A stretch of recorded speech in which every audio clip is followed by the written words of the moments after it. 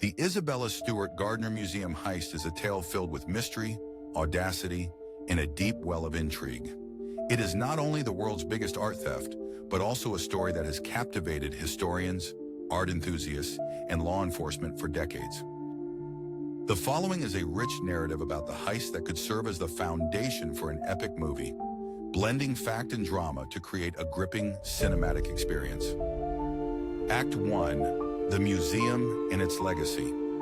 The Isabella Stewart Gardner Museum stands as an architectural and cultural gem in the heart of Boston. Constructed in 1901 by its namesake, the socialite and art collector Isabella Stewart Gardner, the museum was designed to resemble a Venetian palazzo, complete with a central courtyard filled with vibrant plants, sculptures, and a shimmering fountain. The building itself was a masterpiece, echoing the splendor of European art and architecture. Gardner, who had an indomitable spirit, was a trailblazer, collecting pieces that would become priceless artifacts of the American art scene. The museum housed a breathtaking collection of artworks, including pieces by Vermeer, Rembrandt, Degas, Titian, and others. Gardner, who had been meticulous about the museum's design and collections, decreed in her will that the museum should remain unchanged, preserving its unique character and presentation forever. This stipulation, however, would lead to an unexpected twist in the story of the heist, an act that would test the limits of art, loss, and the quest for justice. Act US 2, The Night of the Heist. It was the early hours of March 18, 1990, when two men dressed as Boston police officers arrived at the museum. They were not there on official business. They had planned this night for months, having studied the museum's security systems and the layout of the building. The night was quiet and foggy, a cloak of obscurity that would soon envelop the museum's dark secrets. The two men entered the museum through a side entrance, using a fake call about a disturbance to trick the security guards into opening the door. They claimed they needed to check the premises, a ruse that allowed them to make their way past the initial guards without suspicion. Once inside, they bound the guards with duct tape and made their way to the museum's jewel, the Dutch masterpiece, The Concert by Johannes Vermeer. This painting alone, even in its damaged state, would be worth hundreds of millions today. The robbers carefully removed several paintings, including Vermeer's The Concert, Rembrandt's The Storm on the Sea of Galilee, and Degas' Cortege of the Dancers. They also stole a dozen other works, including artifacts that were less renowned but still valuable. The art thieves knew exactly what they were after, with plans so precise that it seemed they had been choreographed by a master tactician. The heist was completed in less than an hour, and as quickly as they came, they vanished into the Boston night. When the museum's staff arrived in the morning, they found a scene that would haunt them for years to come. The gallery empty, the stolen masterpieces gone, and an unthinkable theft marked by only a few telltale signs. Act 3, The Investigation and the Mysteries Unfold. As the news of the heist broke, the city of Boston erupted with shock and disbelief. The local and federal law enforcement agencies were called into action. The FBI took over the investigation, bringing with it a team of experts in art crime.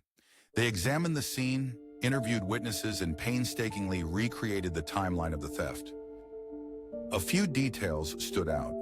The fact that the thieves had used a detailed knowledge of the museum's layout and security, and the strategic choice to only target certain high-value items.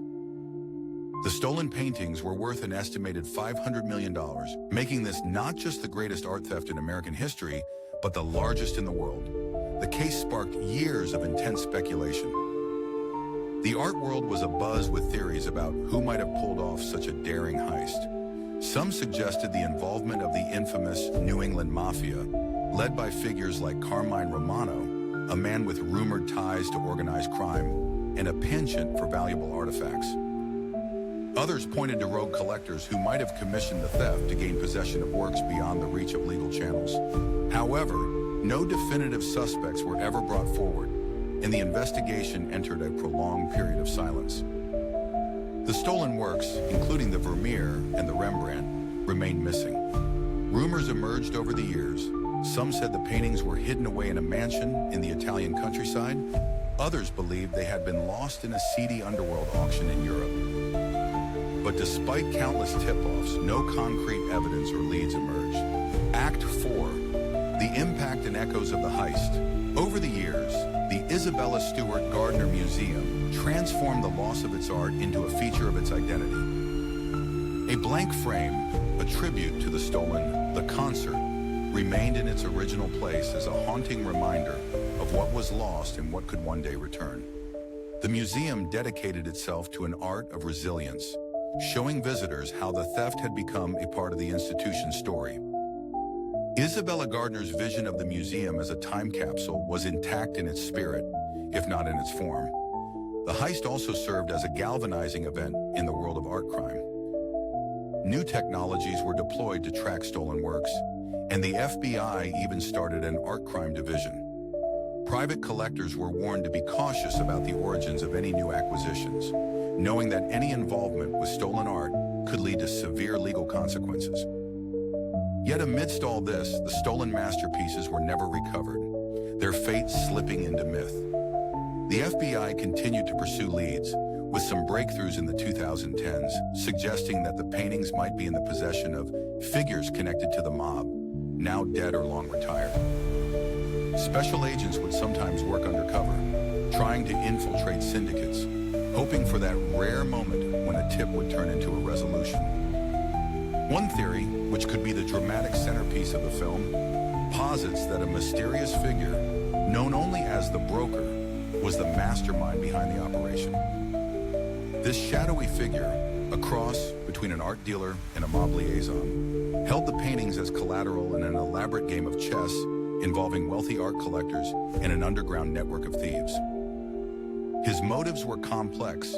Some say he intended to sell them for an unprecedented profit, others that he wished to keep them as a prize, away from the reach of powerful collectors and museums alike.